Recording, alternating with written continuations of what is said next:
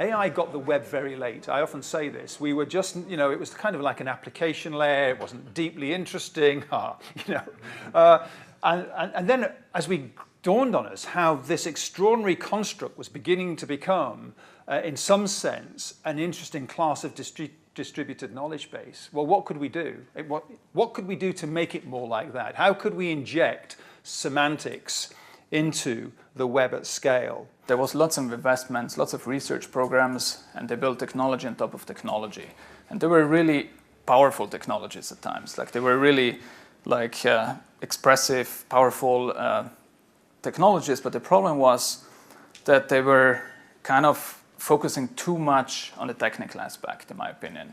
It's a really good time to start because the technologies have matured. There's far, far better tools available than there were even a short time ago.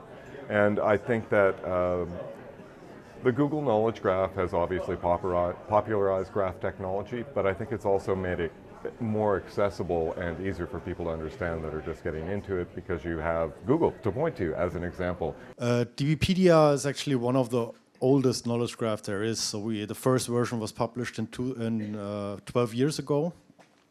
And it was kind of like a knowledge graph before the word knowledge graph was even pushed by Google. So the main thing we did was we extracted the knowledge from Wikipedia and hosted it as a database and ran free publishing for everybody. And this data was immensely useful. I think one of the most common use cases is to enrich search.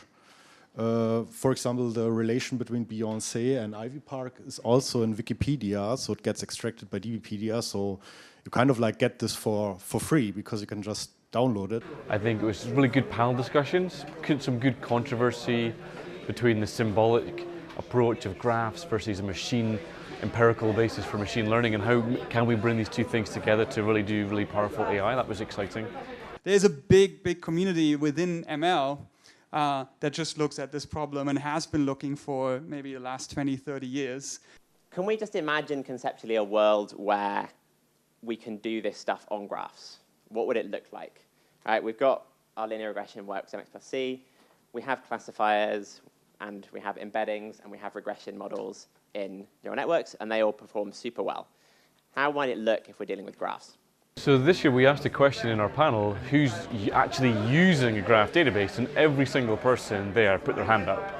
And last year I think a lot of people were new and hadn't really experienced it at all. So that was a big change, and so the questions people were asking were much deeper questions, more practical questions, so big difference. Now, our metadata standards people have been hard at work. We have thousands of metadata standards. We are not short of standards.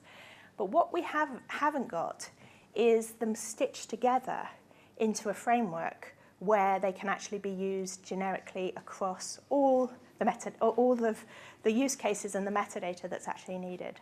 What we were able to do is, first of all, collect information from different formats and from different distributed sources, be able to translate those data and metadata in a common format, so we standardize based on specific schemas expressed in OWL. We were also able to use a layer of SACL on top of that to represent the data and metadata in the way we wanted, based on the different requirements and the customer needs. And we were also using spin rules in order to do the transformation from, let's say, the raw initial source to the actual unified representation schema.